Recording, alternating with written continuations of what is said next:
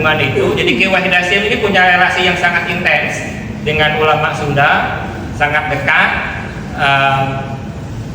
bahkan wafatnya pun di tanah Pasundan, sehingga pengaruh besar ini sudah layak untuk diabadikan. Sebagai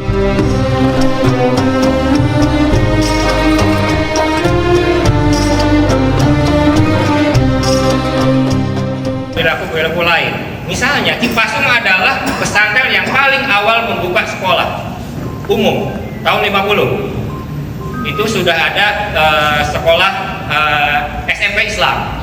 Kemudian nanti ada madrasah ibtidaiyah, ada SMA, ada fakultas tarbiyah. Bahkan fakultas tarbiyahnya itu lebih awal 3 tahun daripada YIN Sunan Gunung Jati di Cipasung itu. Ini hasil dari dialektika beliau dengan Ki Wahid Hasyim. Siapa aja itu? Jadi yang tengah Ki Wahid ya, saya tidak tahu yang lain, tapi yang sebelah kanan nomor 2 ini masih saudara saya, itu Ki Memen di Pangauban Garut. Agung kenal sama anaknya. Ini bapaknya Cecep yang nomor 2, yang pakai dasi buku. Baik, itu interpretasinya. Jadi kenapa tidak berlanjut sunat ini lanjut ke bawah? Lebih canggih mungkin bajunya. Enggak, sekarang enggak kayak gini. Iya, tapi dulu begini. Ya.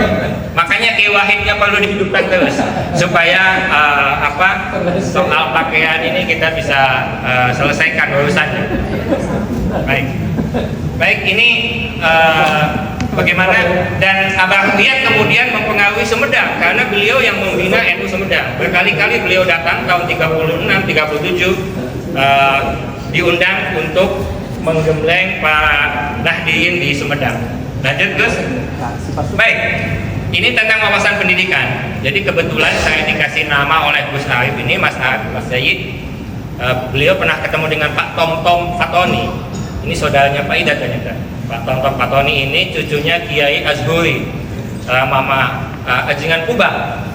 Nah, kata Pak Tom, saya punya adik yang suka nulis, namanya Didi Jamaluddin Malik. Wah, kalau ini teman kita semua, saya bilang. Lalu saya chat Bang Dedi dan dia cerita, waktu Haita Abdi lulus SMA pun bapak nepangan pun aki maksad nyungkeun sawangan.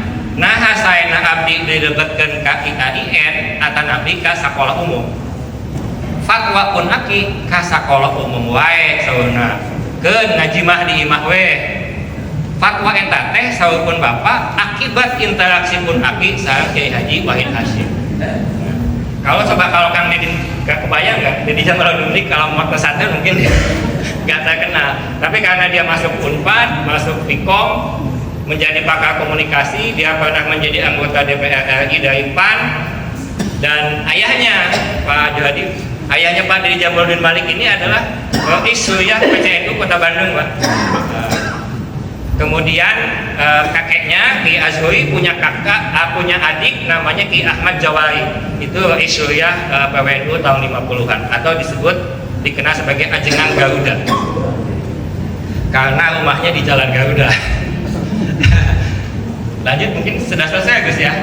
Baik, nah jadi kita perlu dengan hubungan itu. Jadi Ki Wahid Hasyim ini punya relasi yang sangat intens dengan ulama Sunda, sangat dekat,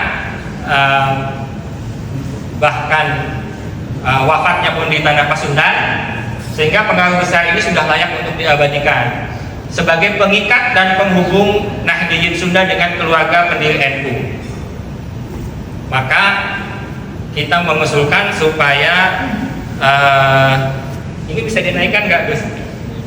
Nah, kita bisa membuat satu situs baru bagi Nahdliyin muda untuk memahami NU dari pemikiran salah satu tokoh terpentingnya. Nah, ini mumpung ada Mas Arif Ahmad, ada Pak Bupati. Ya, kalau saya pribadi mengusulkan mungkin ya ini satu pemikiran, dan kalau diizinkan oleh keluarga, ada Museum Wahid Hasyim di Sumedang ini yang akan menjadi tempat kita belajar bersama tentang NU. Jadi sebelum ke Jombang itu kesini dulu, nanti ke Jombang tuh finalisasinya supaya tidak terlalu jauh gitu. Ada tempat yang dekat.